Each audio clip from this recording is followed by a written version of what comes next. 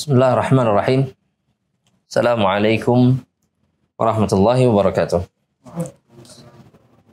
Innalhamdulillah nahmaduhu wa nastahdi wa na'udzu billahi min syururi anfusina wa nusalli wa nusallimu ala asyrafil anbiya'i wal mursalin nabiyina Muhammadin wa ala alihi wa ashabihi ajma'in wa man ittaba'ahum bi ihsanin ila yaumiddin. Amma ba'd. Ikhwatal Islam, ikhwatal iman, rahimani wa rahimakumullah. Kembali kita melanjutkan pembahasan kitab Khulasatu Ta'dhimil Ilmi karya Syekh Shalih bin Muhammad Al-Utsaimin hafizahullahu ta'ala, di mana beliau mengumpulkan perkara-perkara yang harus dilakukan oleh seorang talibul ilmi secara khusus dan seorang hamba Allah Subhanahu wa taala secara umum, agar pengagungan di dalam hati terhadap ilmu yang diturunkan oleh Allah Subhanahu wa taala itu menjadi lebih besar. Di pertemuan sebelumnya kita membahas al-ma'qidul awal, yang di poin yang pertama, yaitu tathiru wi'a'il ilmi. Bab ini diakhiri oleh Syekh Shalih Al-Utsaimin hafizahullahu ta'ala dengan perkataan seorang alim az-zahid al-abid, seorang alim yang zuhud dan ahli ibadah, Sahal ibnu Abdillah At-Tustari, di mana perkataan beliau ini dinukil oleh al-Imam Al-Khatib Al-Baghdadi ya, dalam kitab beliau Az-Zuhd wa Raqa'iq, di mana Sahal ibn Abdullah mengatakan haramun ala qalbin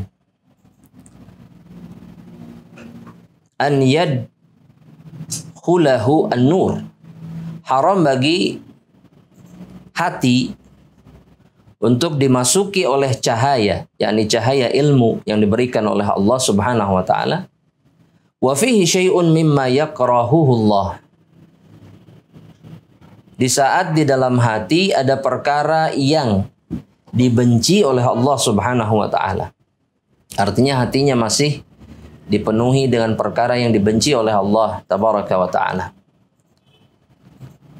Dan tentunya kalimat ini berdasarkan apa yang sudah dijelaskan ya sebelumnya, bahwasanya hati selama dia dinodai oleh kotoran-kotoran atau najasah atau najis-najis yang menutupi hati, maka cahaya Allah Subhanahu wa taala tidak akan pernah memasukinya. Ahibati fillah azanillahu wa yakum. Sebetulnya ini penggalan kalimat dari Sahal ibnu Abdillah At-Tustari yang sebelumnya, yakni penggalan sebelumnya, Beliau mengatakan, yakni Sahal bin Abdullah mengatakan, haramun ala qalbin an yashumma raihatal yaqin wa fihi sukunun ila ghairillah. Haram bagi hati untuk mencium aroma keyakinan, yakni keyakinan, keimanan yang hak, yang shadiq kepada Allah Subhanahu wa taala, ketika di dalamnya ada sukun, ya, ada perasaan tenang atau bersandar kepada selain Allah Subhanahu wa taala.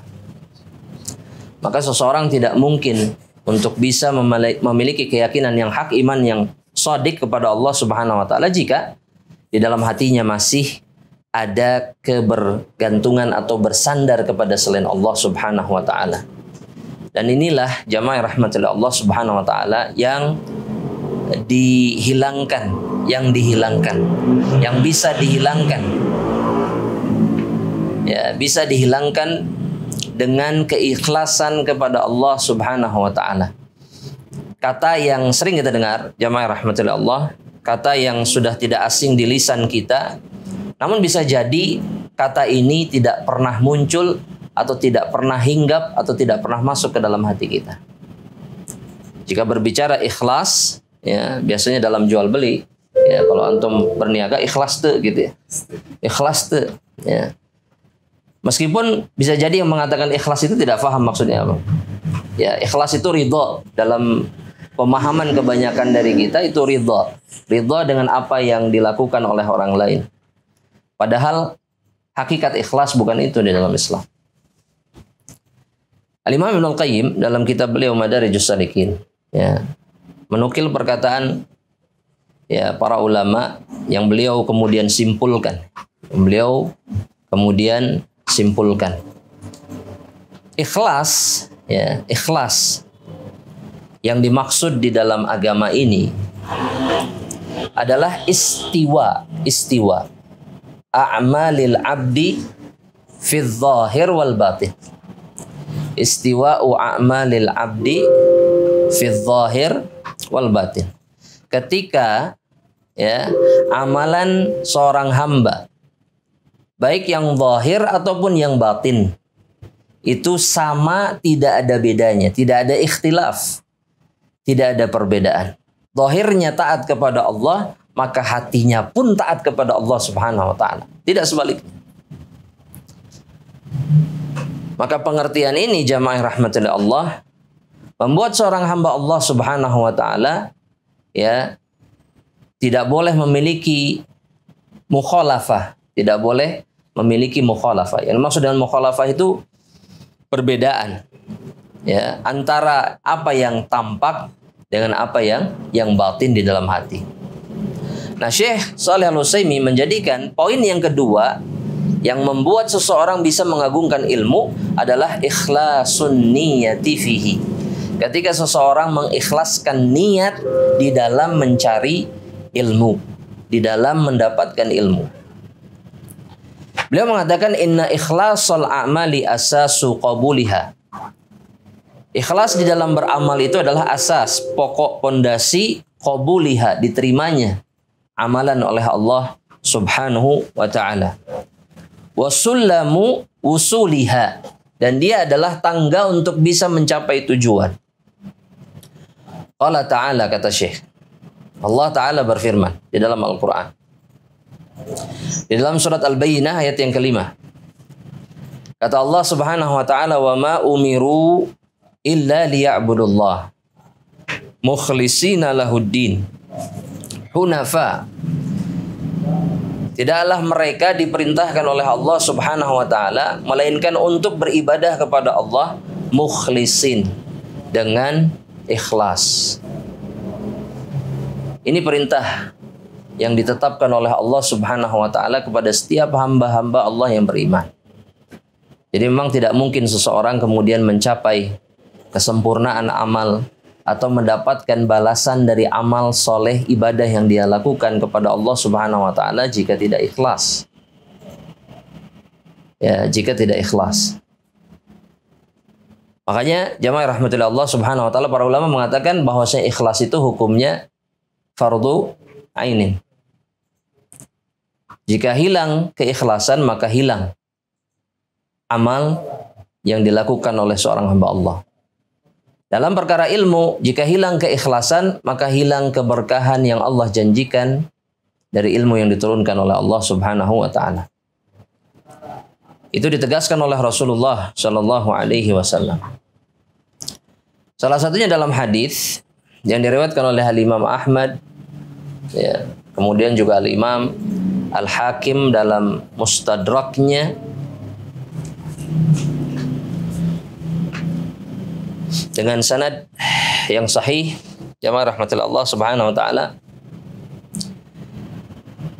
Rasulullah SAW bersabda, "Man ta'allama ilman." Barang siapa yang belajar ilmu, yabtaghi bihi wajhallah, yang harusnya seseorang ketika belajar itu mengharapkan wajah Allah. Jadi ilmu yang semestinya di dalamnya seseorang mengharapkan wajah Allah, mengharapkan keikhlasan.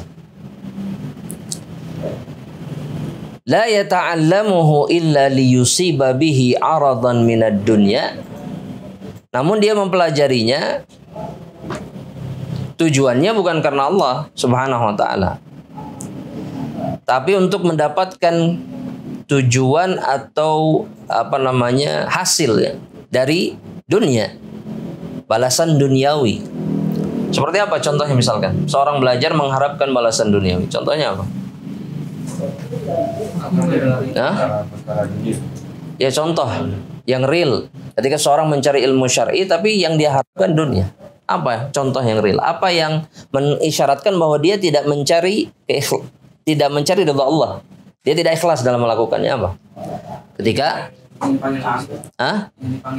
dia ingin dianggap sebagai orang yang berilmu misalkan. Ya. Atau kemudian biar bisa berbicara di hadapan orang-orang yang jahil, yang tidak memiliki ilmu, agar kelihatan berilmu dan bisa menguasai mereka, terlihat lebih pintar ketika berbicara. Atau mungkin juga jamaah rahmatullah Allah Subhanahu wa taala, seseorang yang mempelajari ilmu syar'i tujuannya dunia adalah agar dia bisa memilih-milih majelis atau memalingkan wajah orang atau perhatian orang agar menimpakan perhatiannya kepada dirinya. Itu yang penting di dalam ikhtiarnya untuk mencari ilmu. Jadi dengan kata lain, kata para ulama, syuhrah jauh lebih penting ketika dia menuntut ilmu. Dikenal orang jauh lebih penting ketika dia menuntut ilmu. Ketika dia bertanya, tujuannya adalah agar terlihat bahwasanya dia memiliki ilmu yang bisa mendebat siapa? Gurunya misalkan. Ini disebutkan semuanya oleh Rasulullah SAW. Nah, dalam hadis yang kita sebutkan tadi, kata Rasulullah SAW, la yata'allamuhu illa liyusiba bihi aradan minad dunya lam yajid urfal jannah yaumal qiyamah. Dia melakukannya karena ingin mendapatkan keuntungan duniawi, apapun itu, jamaah rahmatullah Allah, maka dia nggak akan mencium bau surga Allah Subhanahu wa taala.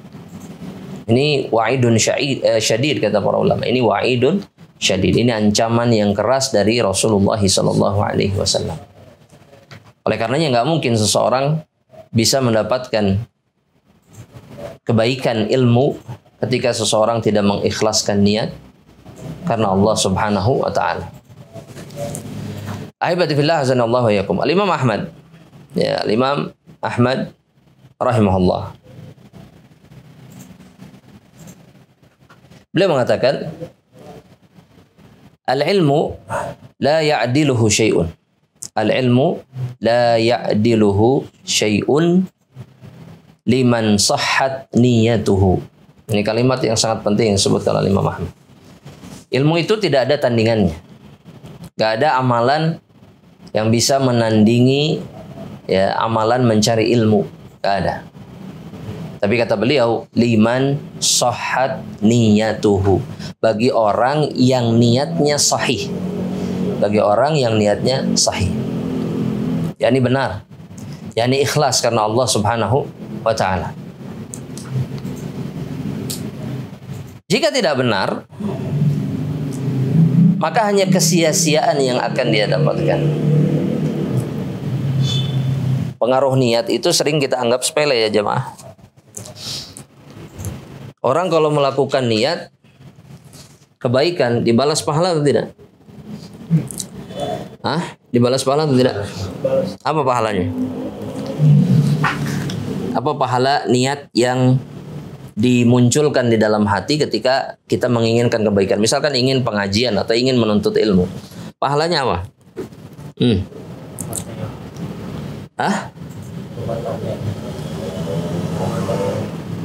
Pahalanya ketika punya niat baik apa pahalanya?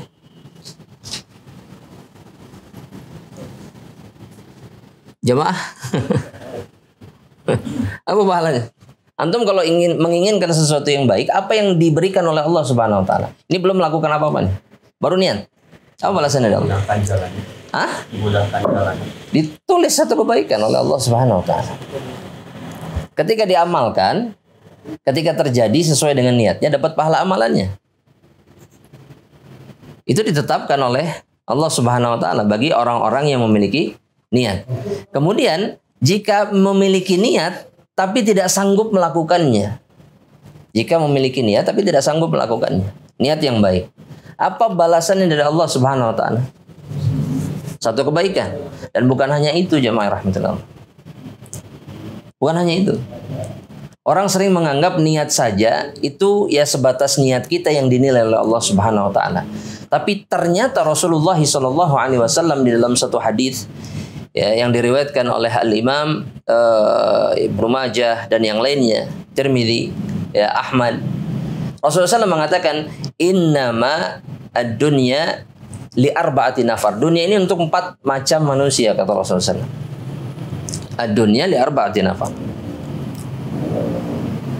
Yang pertama kata Rasulullah SAW, abdun razaqahullahu malan wa ilman. Yang pertama, manusia seorang hamba yang Allah berikan rizki, harta dan ilmu. Fahuwa yattaqi fihi rabbahu. Dan dia dengan 2 perkara itu bertakwa kepada Allah Subhanahu wa taala, dengan ilmunya dan hartanya. Wa yasilu fihi rahimahu, dan dia menyambungkan tali silaturahimnya. Wa ya'lamu lillahi fihi haqqan, dan dia mengetahui hak Allah Subhanahu wa taala dengan ilmu dan harta yang dia miliki. Dia menunaikan hak Allah Subhanahu wa taala. Fa hadza bi afdhalil manazil, kata Rasulullah. Ini manusia yang memiliki kedudukan yang tertinggi, yang paling afdal. Jadi kalau orang sudah berilmu, punya harta, kemudian mengamalkan ilmunya, memanfaatkan hartanya di jalan Allah, baik itu silaturahim dan yang lainnya, maka ini adalah manusia yang hidup di dunia dengan kedudukan yang paling tinggi. Kemudian Rasul mengatakan setelah itu,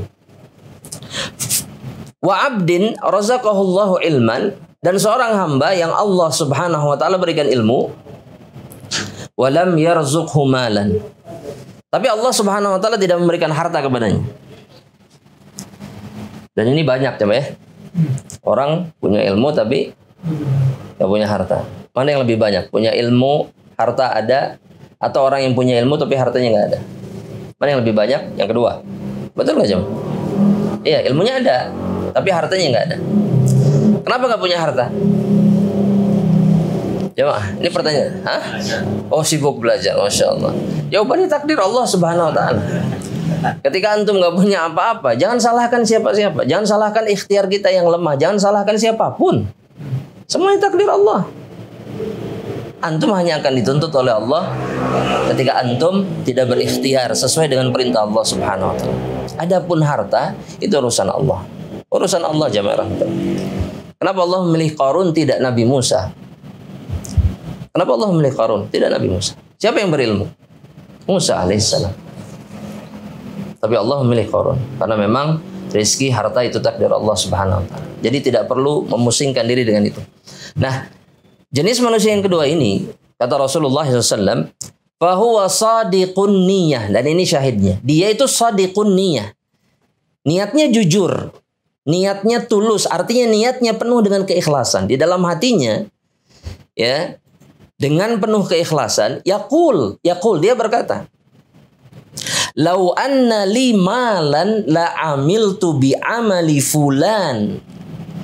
Jika aku punya harta, ini dalam hatinya nih, hanya sekedar niat.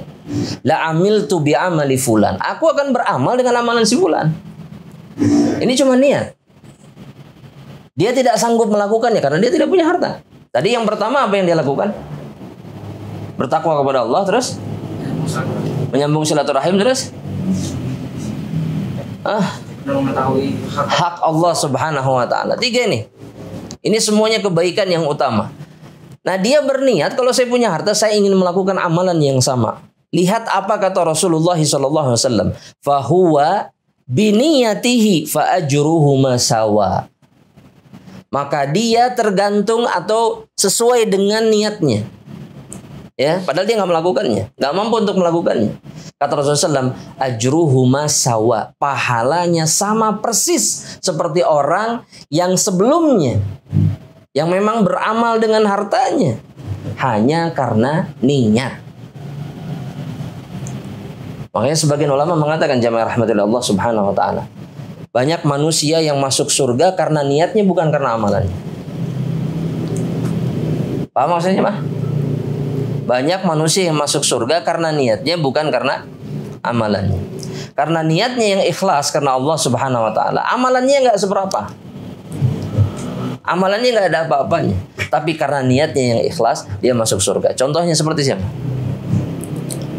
Dalam Islam. Jamaah. Khalid bin Walid. Apa? Pahala jihad. Pahala mati syahid maksudnya. Pahala mati syahid. Jamaah. Tapi Khalid berjuang terus-terusan kalau Khalid. Ya, perang 100 kali lebih dan tidak pernah kalah di dalam Islam. Ya. Tapi qadarullah wa masyafa'al, dia tidak mendapatkan syahadah. Karena banyak perkara kata para ulama. Salah satu alasannya karena dia saifullah. Dia itu pedangnya Allah. Kalau pedangnya Allah mati di dalam peperangan, berarti julukan yang disematkan oleh Rasulullah SAW itu salah. Makanya dia nggak boleh mati di dalam peperangan. Tapi dengan niatnya yang shadiq kepada Allah Subhanahu wa taala, maka dia mendapatkan pahala syahid ketika dia wafat. Dan itu disebutkan oleh Rasulullah.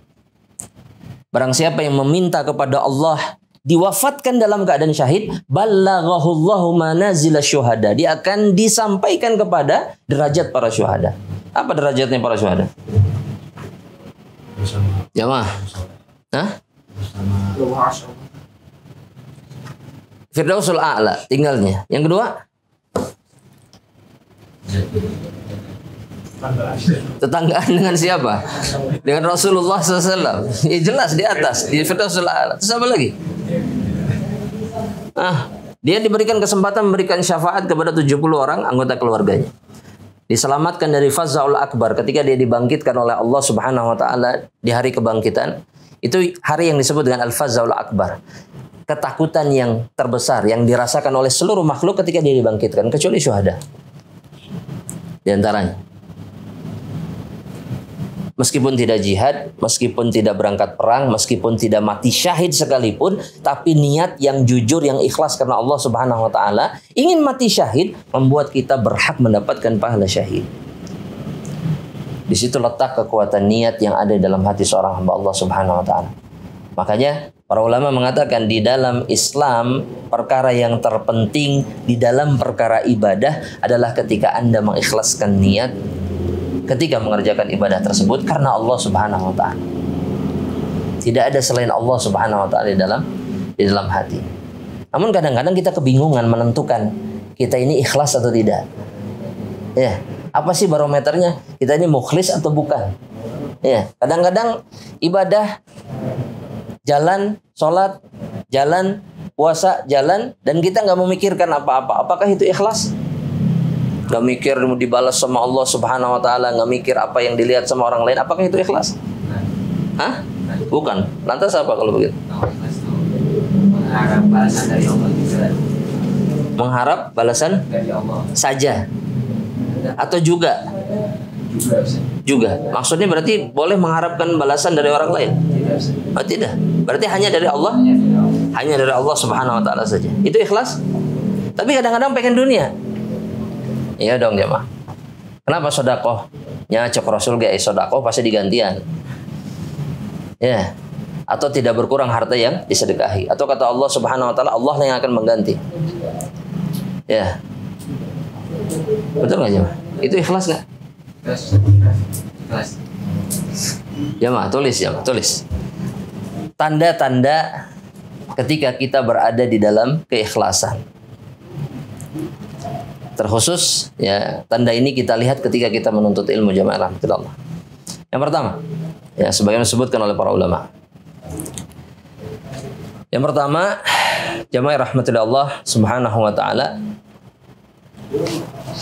alla ya'mal al-amal min ajli an yarahu nas aw yasma'u bihi.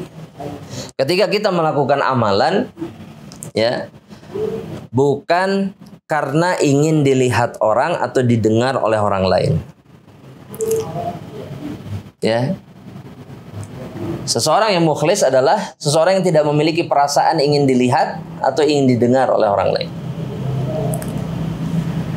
Rasulullah SAW bersabda dalam hadis yang sahih riwayat Imam Bukhari dan Muslim. Kata Rasulullah SAW, man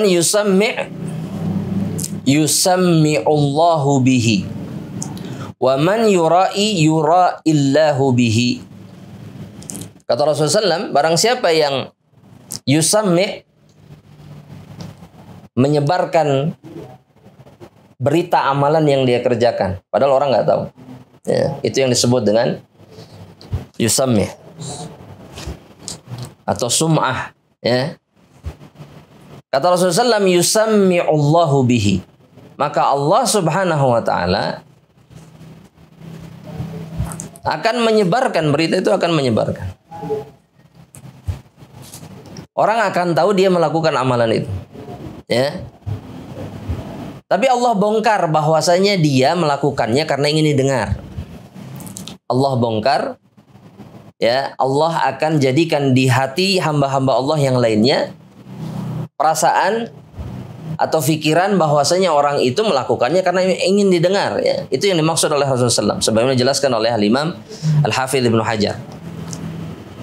Pasti dibongkar oleh Allah Subhanahu wa Ta'ala. Dan kata Rasulullah SAW, "Waman yura'i," dan barang siapa yang melakukan riya, ingin dilihat, menampakkan amalan agar dilihat oleh orang, yura'illahu bihi, maka Allah Subhanahu wa Ta'ala akan membuatnya dilihat oleh orang, dan orang akan tahu bahwasanya dia melakukannya karena ingin dilihat. Allah bongkar.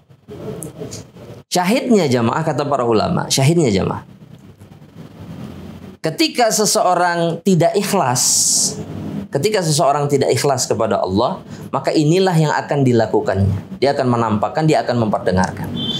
Sebaliknya, orang-orang yang ikhlas itu tidak akan pernah peduli ketika amalannya dilihat, atau ketika kabar kebaikan yang dia lakukan tidak didengar oleh orang lain. Jadi nggak peduli.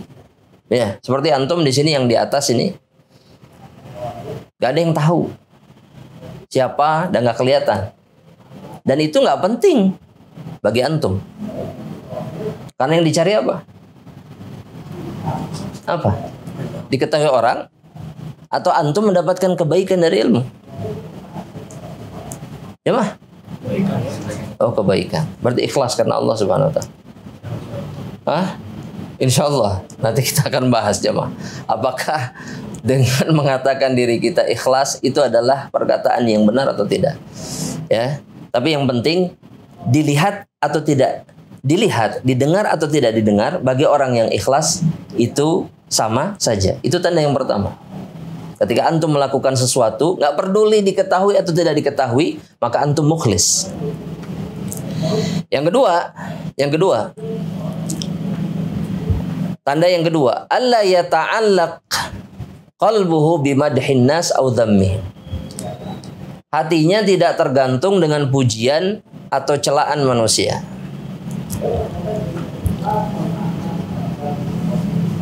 Dicela atau dipuji sama saja bagi orang-orang yang ikhlas. Itu tandanya. Tapi kadang-kadang sulit jemaah ya. Ketika hasil kerja kita sudah habis-habisan, sudah mati-matian, sudah total ya, tapi ternyata nggak ada pujian. Sakit nggak ya? Sakit. Merasa tidak dihargai, betul tidak ya? Iya, berarti antum tidak ikhlas. Iya. Nggak ada urusannya. Sebagaimana Uwais Al-Qarni ketika berharap memohon kepada Allah di hadapan Umar. Bal akun fi ghabra'in nas ahabbu ilaih. Ketika Umar akan menuliskan surat kepada wali Basrah pada saat itu, Abu Musa Al-Asy'ari, bahwa ini Uwais ibnu Amir Al-Qarni min Mudhar, dari kabilah Mudhar, muliakan dia, berikan rumah dan seterusnya. Ditolak oleh Uwais, dan dia kemudian mengatakan, akun fi ghabra'in nas ahabbu ilaih. Aku menjadi manusia yang seperti debu. Ghabra itu artinya manusia seperti debu yang bertebaran, gak ada yang peduli. Siapa yang memperhatikan debu yang bertebaran di langit, di udara? Gak ada. Ahabbu ilayya, lebih aku cintai dibandingkan semua orang tahu bahwasanya Uwais itu adalah laki-laki yang disebutkan oleh Rasulullah SAW. Iya, Umar disuruh minta doa kepada Uwais. Daripada semua orang tahu, aku lebih baik jadi manusia biasa. Gak ada yang tahu, gak ada yang kenal. Itu mukhlis ya. Ya, nggak disebut misalkan kalau ustadz nggak disebut ustadz, nggak ada urusan. Nggak disebut syekh kalau syekh, nggak ada urusan. Nggak disebut alim al-alamah dan seterusnya, nggak ada urusan bagi orang yang ikhlas.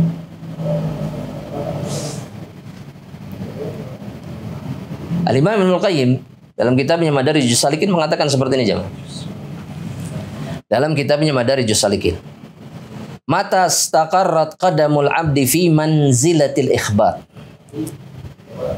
Ketika kaki seorang hamba Allah Subhanahu wa taala itu teguh berada di posisi ikhbar.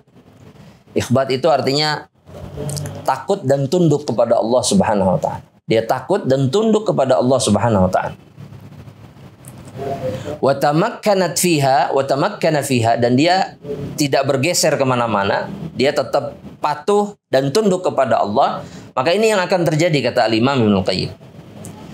Yang akan terjadi adalah bagi orang-orang yang takut dan tunduk kepada Allah, irtafa'at himmatuhu. Keinginannya, harapannya kepada Allah akan semakin tinggi. Ya. Akan semakin tinggi.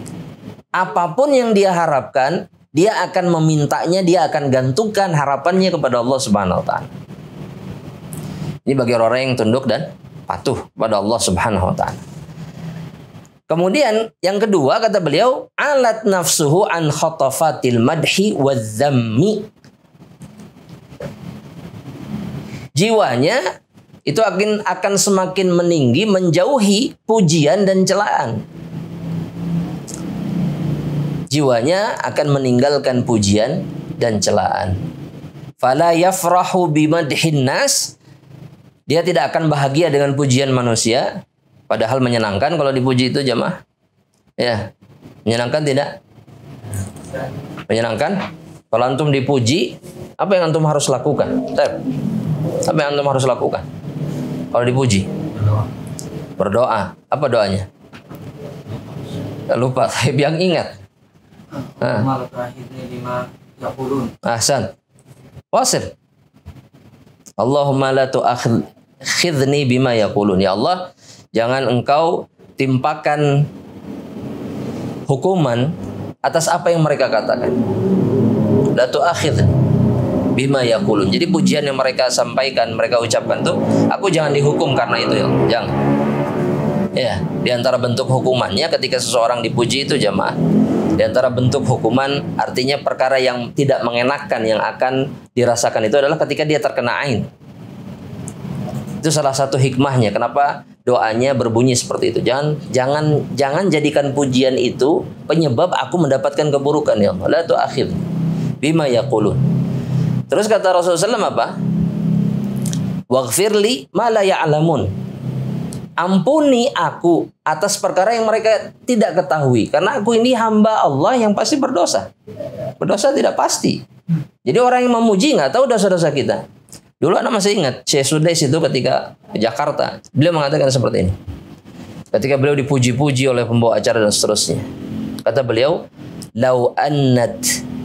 walau annat dzunubi, ya, lau anna dzunubi laha raihah. Kalau saja dosa-dosaku itu punya bau, punya aroma, maka kalian itu akan menjauh dari diri saya. Ini Syekh Sudais ini, Imam Masjidil Haram. Pujian itu, jamaah rahmatillah Allah, perkara yang sia-sia bagi orang yang ikhlas. Gak ada nilainya sama sekali. Dan sunnahnya adalah kita meminta ampunan kepada Allah atas dosa-dosa yang kita miliki yang mereka nggak tahu. Kalau mereka tahu, mereka nggak akan muji.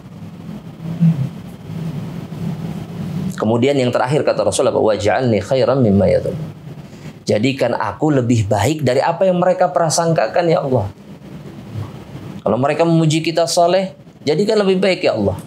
Soleh saja menjadi soleh sekali. Iya, lebih dari apa yang mereka prasangkakan. Dan ini doa yang insya Allah tidak kita hafal. Padahal doa ini penting, jemaah. Dan orang yang ikhlas tidak akan melewatkan doa ini. Pujian tidak menambah kemuliaan mereka, dan cacian pun tidak menurunkan derajat dan kehormatan mereka. Nggak ada. Makanya kata Al-Imam Ibnul Qayyim tadi, La yafrah bimadhin nas. Orang yang ikhlas itu nggak bahagia dengan pujian manusia. Wala yahzan, dan mereka tidak sedih. Mereka nggak sedih. Li dhammihim, ketika orang mencaci maki. Gak ada urusan. Selama kita benar, selama apa yang kita lakukan tidak menyelisihi aturan Allah dan Rasulnya, maka dicaci, direndahkan, dihinakan, apalagi istilahnya. Ya apalagi? Dilecehkan, terus apa lagi? Bully. Oh, dibully habis-habisan sampai, ya ada istilah bahasa Sundanya, cuman anak nggak enak mengungkapkannya gitu. Sampai habis gitu ya, sampai betul-betul ke intinya. Ya, nggak ada urusan. Dan Rasulullah SAW contoh kita dalam masalah itu. Syairun majnun, disebut syair majnun. Kalau syair saja masih mending, syair. Tapi ditambah kalimat majnun. Syair penyair yang majnun, yang gila. Kahin, disebut dukun dan seterusnya. Nabi tersinggung nih, Pak. Nabi patah arang kemudian berhenti dari berjuang di jalan Allah? Tidak. Beda sama kita aja. Baru dikata-katain sama teman selesai. Orang mah mau datang deui. Ya, pokoknya mah nyeri gitu, nyeri. Ana sering dengar kalimat yang seperti ini. Sakit Ustadz. Waduh, kalimatnya nyelekit. Jangan menganggap atau merasa diri antum sebagai hamba Allah yang mukhlis. Kalau begitu caranya, gak ada urusan. Yang antum cari apa? Balasan dari Allah. Maka apapun yang terjadi, perselisihan seperti apapun yang terjadi, selesaikan, perbaiki, rasa sakitnya buang. Apapun yang dikatakan orang, jangan pernah dimasukkan ke dalam hati. Itu orang yang ikhlas. Berarti kalau nggak begitu Ustaz, nggak ikhlas. Iya, nggak ikhlas. Karena artinya antum mengharapkan balasan dari makhluk. Antum ingin dipuji. Antum ingin dianggap berperan. Antum ingin dianggap soleh. Antum ingin dianggap berkorban di jalan Allah Subhanahu wa taala. Percuma. Ini yang kedua. Yang ketiga, an yajtaniba mawadhi'asy syuhrah. Orang yang ikhlas itu menjauhi tempat-tempat atau posisi-posisi keadaan di mana seseorang mungkin terkenal, mendapatkan syuhrah, kemasyhuran. Ya. Jadi orang yang ikhlas itu nggak ingin terkenal, nggak terkenal pun nggak apa-apa, nggak ada masalah. Ya. Ini kan sering menjadi masalah untuk kita jamaah, betul nggak? Ya. Orang-orang sekarang itu ingin apa? Ingin eksis, betul nggak? Eksis. Kenapa ingin eksis? Pujian, ingin terkenal. Ya, bahasa anak sekarang apa? Viral. Pokoknya apa-apa pengen viral. Ini viral, itu viral, kebaikan ini viral, keburukannya ingin viral, semua viral. Ingin syuhrah. Orang-orang yang ikhlas tidak butuh itu. Antum ingin terkenal atau tidak? Kalau dikasih pilihan, ingin terkenal atau tidak? Gak ada jawabannya mah? Atau antum istihara dulu, ini kira-kira yang mana? Terkenal nggak ya? Ingin terkenal? Ini diijabah insyaallah, mudah-mudahan oleh Allah. Ingin terkenal atau tidak? Hati-hati pilihannya, hati-hati. Ingin terkenal atau tidak? Tidak. Kenapa? Kenapa jemaah? Hah? Oh, biar ikhlas. Kalau terkenal itu nggak ikhlas. Kalau orang terkenal pasti nggak ikhlas? Nggak juga. Nggak juga jemaah. Ya, orang yang dikenal orang itu belum, kita nggak bisa memastikan dia tidak ikhlas. Cuman orang-orang yang ikhlas itu nggak butuh. Meskipun dia terkenal, maka dia tidak peduli dengan kemasyhurannya, nggak peduli. Ya, oh dipuja-puja orang banyak. Ya, ketika nggak dipuja-puja, waduh sedihnya berat, dalam gitu ya. Wah dulu nyebut nama-namanya, wah fulan gitu. Sekarang enggak. Sakit nggak? Orang yang ikhlas enggak. Nggak ada urusan. Meskipun seluruh dunia meninggalkan kita, selama kita tetap di dalam ketaatan kepada Allah, maka orang yang ikhlas tidak memiliki masalah.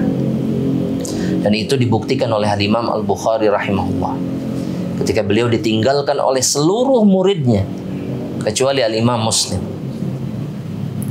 Sekelas Bukhari ditinggalkan oleh seluruh murid. Ana secara pribadi nggak pernah bisa membayangkan apa yang dirasakan oleh Imam Al-Bukhari. Dan bukan hanya itu. Beliau dituduh sesat oleh imam-imam yang lain. Tapi di saat itu terlihat keikhlasan beliau. Kesedihan yang beliau rasakan itu adalah karena kesedihan kebaikan yang beliau ada, yang beliau miliki, ilmu yang beliau miliki itu tidak, manfaatnya tidak menjadi apa? Menjadi besar. Ketika orang meninggalkan, kan gitu. Itu yang membuat beliau sedih. Bukan karena orang nggak ada lagi yang datang, nggak ada lagi Imam Bukhari dan seterusnya, enggak. Ada seorang ulama salaf, jamaah rahmatullah Allah subhanahu wa ta'ala, yang disebutkan dalam satu riwayat oleh Imam Ahmad dalam kitabnya Az-Zuhd. Idza shalla, ya, Abu Wa'il namanya. Idza shalla yanshuju nashjan. Kalau dia salat, maka dia melakukannya diam-diam. Ya, tanpa terdengar, tanpa terlihat sebisa mungkin. Maksudnya salat-salat sunnah. Ya, seperti orang yang sedang merajut. Orang yang merajut itu kan pelan-pelan, jamaah. Pelan-pelan, sedikit demi sedikit. Nggak ada suaranya nggak? Nggak ada. Terus, gitu ya, sampai selesai, pelan-pelan. Disebutkan dalam riwayat tersebut, lauju ilat lahu dunya ala an yaf'alahu wa ahadun yarah ma fa'alahu. Kalau ditawarkan kepada dirinya dunia dan seisinya, agar dia melakukan sholatnya di hadapan orang yang melihatnya dan menyaksikan. Jadi ada orang yang menyaksikan, ma fa'alahu, maka dia tidak akan pernah melakukan. Ya kalau kita alhamdulillah sholat duha di mana? Sholat masjid, sholat duha. Ya. Kemudian sholat tahajud di mana? Belum sholat tahajud di mana? Di rumah, di kamar atau di ruang tamu? Oh, di kamar. Dilihat orang atau tidak dilihat orang? Jemaah. Kalau sholat tahajud dilihat orang nggak? Enggak, kenapa? Antum sendirian soalnya. Yang lain tidur. Jemaah. Ayyub As-Sikhtiyani ini ikhlas ya. Ketika seseorang ingin keikhlasan dalam ibadahnya, beliau sholat malam dan tidak membangunkan keluarganya, sengaja, agar tidak ada satupun di antara anggota keluarganya yang tahu beliau sholat malam. Di pagi harinya atau di menjelang subuh itu beliau pura-pura bangun seperti tidur nyenyak. Bangunnya enak banget tidurnya gitu. Dalam riwayat disebutkan seperti itu. Padahal semalaman beliau sholat malam. Bahkan kepada keluarganya pun orang yang ikhlas itu amalannya tidak ingin diketahui. Ada lagi sebagian ulama yang lain yang setiap hari, hampir setiap hari beliau berpuasa, tapi dari rumah bawa makanan, bekal. Ketika di tengah perjalanan diberikan kepada orang fakir dan dia pulang menjelang maghrib, seakan-akan beliau tidak berpuasa. Jadi pas maghrib selesai sholat, beliau makan malam, seakan-akan beliau makan malam padahal beliau berbuka puasa. Itu setiap hari sepanjang 50 tahun. Hampir 50 tahun. Beliau terus sering berpuasa. Kalau berpuasa dari rumah bawa makanan. Karena kerja beliau. Di tengah jalan kasihin ke orang, pulang seperti orang yang tidak berpuasa. Sebisa mungkin dia menutupi amalannya. Itu orang yang ikhlas. Jamaah rahmatullah Allah. Yang berikutnya, jamaah. Yang berikutnya, ciri keikhlasan yang ada dalam hati seorang hamba Allah Subhanahu wa taala. An yattahima nafsahu daiman bitaksir. Selalu menuduh. Memposisikan dirinya sebagai orang yang tidak maksimal di dalam beribadah.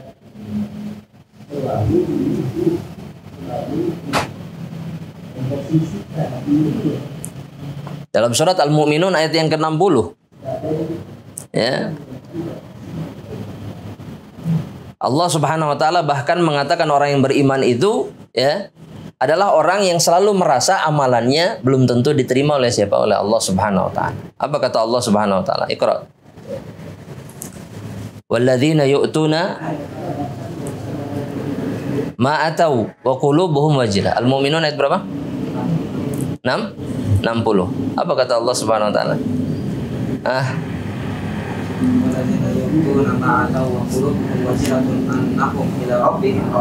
Masya Allah. Orang-orang yang melakukan amalan dalam keadaan hati mereka wajilah, takut. Mereka takut amalan mereka nggak diterima oleh Allah, kata Rasulullah sallallahu alaihi wasallam. Wa hum yakhafuna alla yutaqabbala minhum, kata Rasul. Mereka takut amalan mereka nggak diterima oleh Allah Subhanahu wa taala. Rasul bilang, yang dimaksud sama Allah dalam ayat itu adalah orang-orang yang sholat, sedekah, puasa. Artinya mereka beribadah sebuah tenaga dengan amalan-amalan yang besar, yang agung, yang pahalanya gede dalam Islam. Tapi mereka di saat yang bersamaan merasa amalan mereka ini bisa jadi nggak diterima sama Allah Subhanahu wa taala. Mereka menuduh diri mereka sendiri. Ini amalan saya diterima sama Allah atau tidak? Itu orang yang ikhlas. Ya, beda dengan kita ya, jamaah rahmatillah Allah. Kita ini selalu merasa yakin amalan kita diterima oleh Allah. Alasannya satu, roja, Ustaz. Ini kan bentuk roja kita kepada Allah Subhanahu wa taala. Betul. Tapi roja itu baru sempurna ketika ada apa? Khauf. Antum jangan pernah merasa aman bahwa antum selamat dari adab Allah dan antum pasti masuk surga. Nah, orang yang ikhlas itu sadar dan senantiasa menyadari itu. Dan Allah Subhanahu wa taala itu menegaskan dan mengingatkan kita dalam Al-Qur'an, dalam surat An-Nur. Dalam surat An-Nur ayat yang ke-21. Kata Allah Subhanahu wa taala, "Walaula fadlullahi 'alaikum wa rahmatuhu." Kalau bukan karena keutamaan dari Allah dan rahmat dari Allah Subhanahu wa taala, ma zaka minkum min ahadin. Maka tidak ada satupun di antara kalian yang bisa mensucikan jiwanya. Ya. Abada, selamanya. Gak ada yang bisa menjadi orang soleh, jadi ahli ibadah, orang berilmu, gak ada yang bisa. Walakinallaha yuzakki man yasha. Allah mensucikan siapapun yang dikehendakinya. Jadi, apapun yang kita alami sekarang, yang kita lakukan sekarang, itu semuanya karena siapa? Karena Allah Subhanahu wa taala. Karena rahmat dan keutamaan dari Allah. Jadi apa yang perlu disombongkan? Kenapa merasa yakin bahwasanya amal ibadah ini adalah amal yang pasti diterima oleh Allah Subhanahu wa taala? Kenapa nggak merasa khawatir? Dosa-dosa kita membuat amalan ini ditolak. Atau bahkan Allah Subhanahu wa taala mencabut apa? Mencabut rahmat dan keutamaan. Ya, jamaah rahmatillah Allah. Kita cukupkan sampai di sini dulu. Ya, insyaallah kita lanjutkan pada Isya bi'idznillah taala. Kita tutup dengan doa kafaratul majlis. Subhanakallahumma wa bihamdika asyhadu an la ilaha illa anta astaghfiruka wa atubu ilaik. Assalamualaikum warahmatullahi wabarakatuh. Bismillahirrahmanirrahim. Assalamualaikum warahmatullahi wabarakatuh. Alhamdulillah, salatu wassalamu ala Rasulillah wa ala alihi wa ashabihi wa man wala, amma ba'd. Ahibati fillah, azanallahu wa yakum. Kita lanjutkan Al-Ma'qid Ats-Tsani, poin yang kedua yang disebutkan oleh Syekh Saleh Ibn Muhammad Al-Utsaimin dalam kitabnya Ikhlasun Niyyah fihi, setelah beliau mengutip firman Allah Subhanahu wa taala dalam surat Al-Bayyinah ayat yang kelima, bahwasanya setiap hamba Allah Subhanahu wa taala diperintahkan oleh Allah untuk beribadah kepada Allah Subhanahu wa taala dalam keadaan ikhlas, karena Islam adalah agama yang diturunkan oleh Allah Subhanahu wa taala, dan Allah tidak menginginkan hambanya ketika beribadah menduakan Allah tabaraka wa taala. Dan hal ini berlaku juga di dalam thalabul ilmi. Dan kemudian Syekh mengutip sabda Rasulullah sallallahu alaihi wasallam di dalam Sahihain. Ketika disebut kata Sahihain, maka yang dimaksud adalah Al-Imam Al-Bukhari dan Al-Imam Muslim, kitab sahih mereka berdua. An Umar radhiyallahu ta'ala anhu, yakni Umar ibn al-Khattab, anna Rasulullah SAW qala, bahwasanya Rasulullah SAW bersabda, ya, innamal a'malu binniyat, ya, wa innamal likulli imri'in ma nawa. Sesungguhnya amalan itu tergantung niat, termasuk talabul ilmi, termasuk mencari ilmu. Walikulli imri'in ma nawa, dan bagi setiap orang mereka akan mendapatkan balasan sesuai dengan apa yang diniatkannya.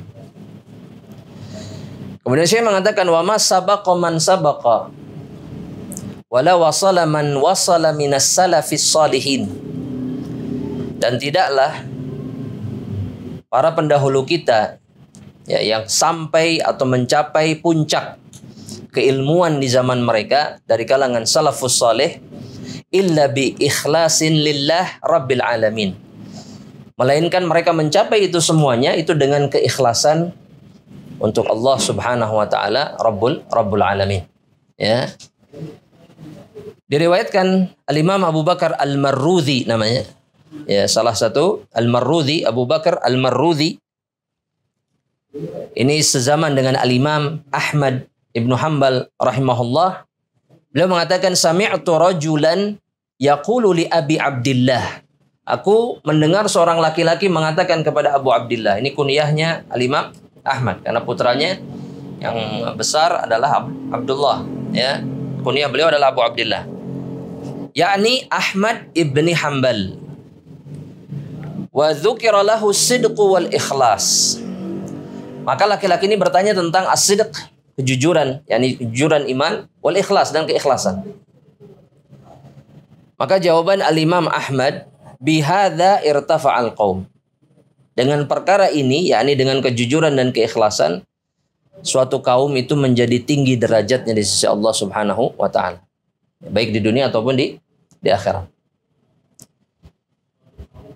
Syekh kemudian mengatakan wa innama yunalul mar'ul ilma ala qadri ikhlasihi. Seseorang akan mendapatkan ilmu sesuai dengan kadar keikhlasan yang dia miliki. Oleh karenanya jika kita mungkin mengeluhkan kenapa kita nggak pintar-pintar, maksudnya nggak pintar-pintar itu bukan nggak cerdas, tapi nggak faham-faham apa yang dipelajari dan kemudian lebih suka mengulang-ngulang dari awal ya dibandingkan memahami apa yang sudah dipelajari. Berusaha memahami dan kemudian menambah ilmu. Banyak kan orang yang sukanya begitu. Ngulang lagi. Mending kalau ngulang itu sudah hatam. Kalau bahasanya sudah hatam sampai selesai. Tapi enggak, ini baru permulaan, berhenti, ulang lagi dari awal. Permulaan, berhenti lagi, ulang lagi dari awal. Ada masalah dengan hati kita jemaah. Kendala yang kita alami sama saja seperti kendala yang dialami oleh para salafus saleh. Bahkan sebagian ulama mengatakan kita jauh lebih dimudahkan oleh Allah Subhanahu wa taala di zaman ini. Ya, semua media menuntut ilmu ada. Tapi yang hilang keikhlasan. Maka sebagian salaf mengatakan fama balu qaulis salaf anfa. Kenapa perkataan kaum salaf itu jauh lebih bermanfaat?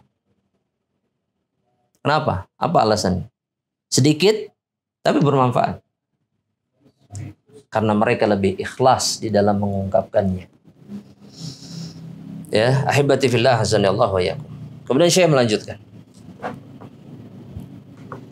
Al-ikhlasu fil ilmi yaqumu ala arba'ati usul. Kata beliau, ikhlas di dalam masalah ilmu itu dibangun di atas 4 pokok.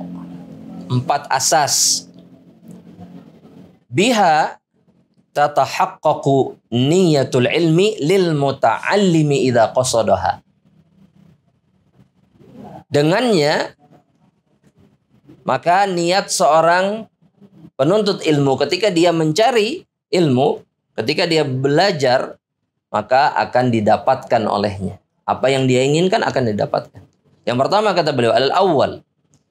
Ya, keikhlasan itu harus dibangun yang pertama ketika mencari ilmu, raf'ul jahli an nafsihi. Apa artinya? Mengangkat kejahilan dari dirinya. Bagaimana caranya? Kata Syekh, bi ta'rifiha ma 'alaiha minal ubudiyat. Dengan mengetahui apa yang Allah wajibkan atas dirinya. Dari perkara ibadah. Ya, kejahilan tentang itu dihilangkan. Dia harus tahu apa yang harus dilakukan ketika mengibadahi Allah Subhanahu wa taala.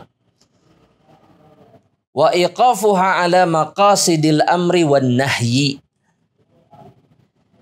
Ya, dan niatnya itu diberhentikan pada tujuan ya untuk mengerjakan apa yang diperintahkan dan menjauhi apa yang dilarang. Tujuannya itu ketika menuntut ilmu. Jadi bukan untuk menambah apa? Ya mah, biasa untuk menambah apa? Wawasan, ya. Wawasan antum tidak akan pernah bermanfaat ketika antum tidak pernah mengamalkan apa yang antum tahu. Ya, nggak ada manfaatnya. Itu akan disebutkan oleh Syekh nanti. Yang berikutnya, atsani raf'ul jahli 'anil khalqi. Ya, mengangkat kejahilan dari makhluk. Tujuannya untuk mengangkat kejahilan dari orang lain. Ketika antum sudah tahu, mendapatkan ilmu, maka bagaimana caranya mengangkat kejahilan dari orang lain? Caranya seperti apa? Pertama, ta'limihim. Dengan mengajari mereka. Yang kedua, irsyadihim. Memberikan petunjuk kepada orang lain lama fihi salahu dunyahum wa akhiratahum, kepada perkara-perkara yang maslahat, yang baik dalam urusan dunia dan akhirat mereka. Ini ciri keikhlasan di dalam menuntut ilmu, jamaah rahmatillah Allah. Mungkin sebagian dari kita berpikir, Ustaz, kita akan belajar. Kita akan belajar. Apakah kita boleh kemudian mengajari orang lain ketika kita masih belajar? Ketika ilmu kita belum paripurna, kalau boleh dikatakan, belum sempurna, belum sampai kepada puncaknya. Maka kebaikan itu, jamaah rahmatillah Allah, hukum asalnya disampaikan kepada orang lain di atas ilmu meskipun sedikit. Itu kaidahnya dari Rasulullah SAW. Dalam hadis yang kita semua tahu, hadis riwayat Imam Bukhari, kata Rasulullah SAW, "Ballighu anni walau ayah." Sampaikan dariku meskipun satu ayat. Sampaikan dariku meskipun satu ayat. Itu kaidahnya. Kebaikan apapun, jika antum ikhlas di dalam menuntut ilmu, ilmu yang antum tahu, kebaikan yang antum tahu, antum sampaikan kepada orang lain. Meskipun hanya itu kebaikan. Jangan diam. Jangan berhenti menantikan ujung dari perjalanan menuntut ilmu. Karena perjalanan ini nggak ada ujungnya. Ya, perjalanan ini adalah perjalanan yang tidak ada ujungnya. Satu-satunya ujung dari perjalanan menuntut ilmu apa? Surga Allah Subhanahu wa taala, nggak ada yang lain. Makanya Syekh bin Baz rahimahullah, ketika beliau berdiri di hadapan atau menjelaskan di hadapan para thalabul ilm, maka beliau mengatakan, innama ana talibun mithlakum. Saya ini seorang penuntut ilmu seperti kalian. Karena memang seseorang tidak akan pernah berhenti menuntut ilmu. Ya, maka sampaikan apapun yang kita tahu, tapi di atas ilmu. Yang ketiga, kata Syekh, ihya'ul ilm. Usul yang ketiga adalah keikhlasan ini dibangun di atas niat atau tujuan untuk menghidupkan ilmu.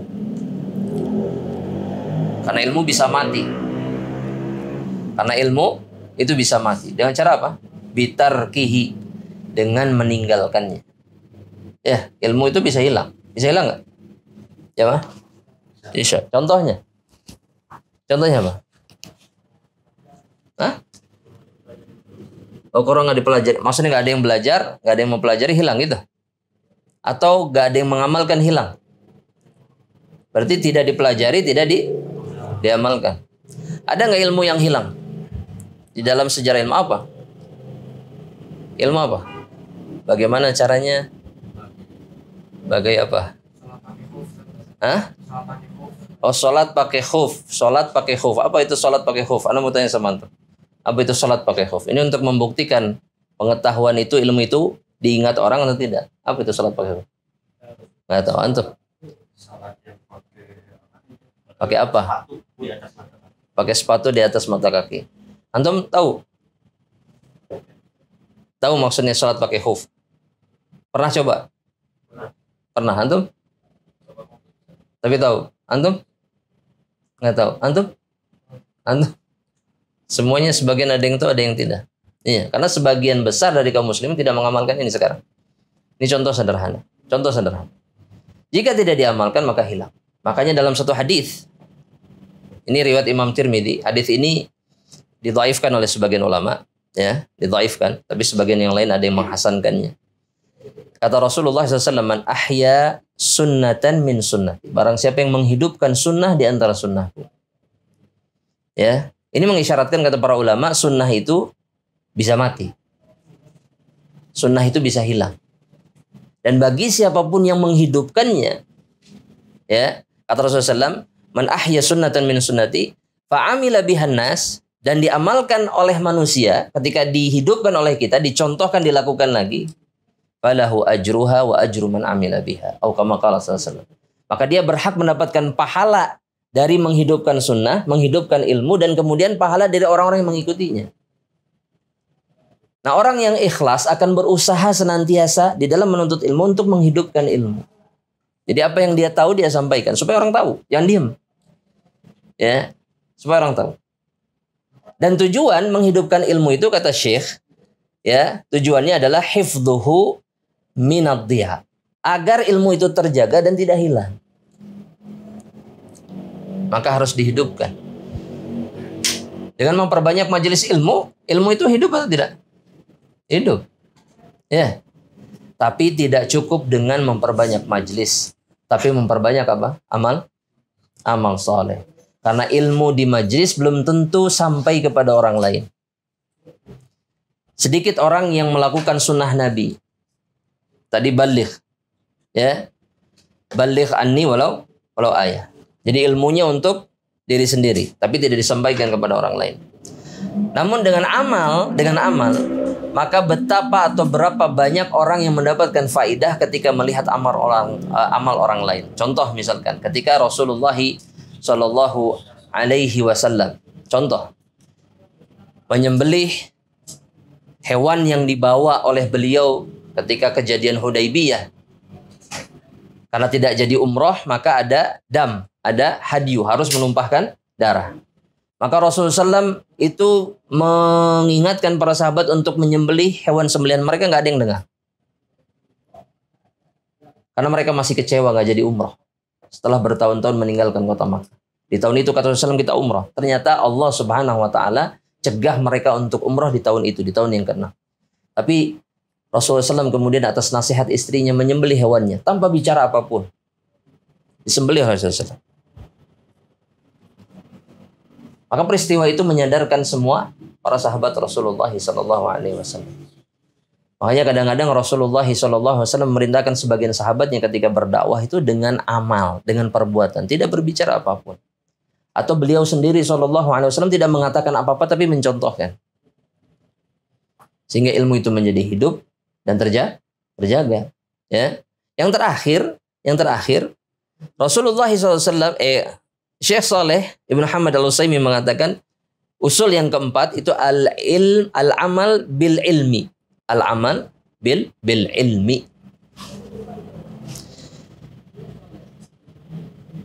Mengamalkan ilmu itu wajib atau sunnah? Ya mah? Wajib atau sunnah? Apa dalilnya? Hah?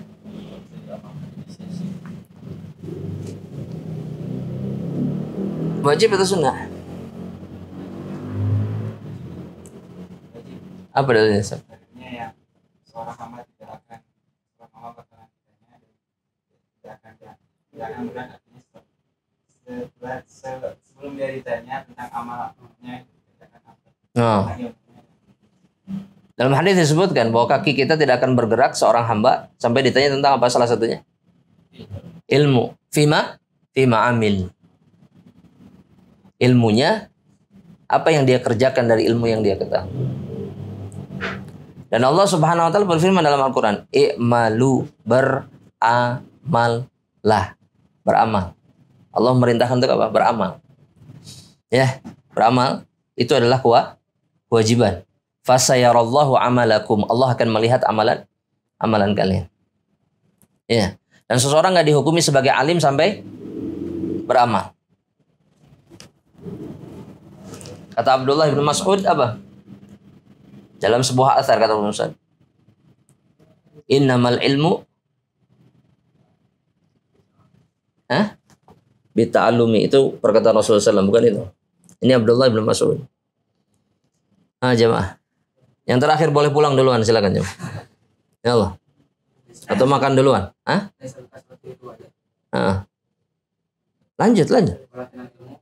Walakinnal ilma al-khasyah. Itu ya. Laisal ilm an kathratir riwayah. Ilmu itu bukan tentang banyaknya riwayat, tapi apa? Innamal ilmul khasyah. Ilmu itu adalah rasa takut. Rasa takut. Ya, yang membuat seseorang memiliki rasa takut kepada Allah sehingga dia beramal. Karena orang yang takut pasti beramal. Ya, antum kalau takut akan berusaha menghindarkan apa? Diri dari perkara yang ditakuti. Ya. Antum takut sama Allah tidak? Takut adab Allah? Kenapa? Karena antum tahu adab Allah itu hak. Adab Allah itu tidak bisa dihindari kalau kita berhak diazab oleh Allah Subhanahu wa taala. Dan untuk mencegah itu terjadi, apa yang antum lakukan ketika antum takut?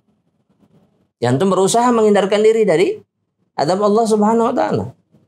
Orang yang takut itu akan menghindarkan dirinya dari apa yang dia takuti. Kenapa bisa antum takut kepada Allah? Karena antum tahu siapa Allah dan apa yang bisa Allah Subhanahu wa taala lakukan. Ya. Kalau antum tidak takut sama Allah, berarti apa? Tanda apa itu? Jahil. Ya, seperti orang yang minta masuk ke neraka terus mau bikin reunian di situ sama artis-artis yang ada, terus apa lagi? Ya. Ya. Terus nggak apa-apa, saya kalau masuk neraka nggak apa-apa, ketemu orang-orang terkenal yang diazab sama Allah Subhanahu wa taala. Fir'aun nggak pernah mengatakan ini.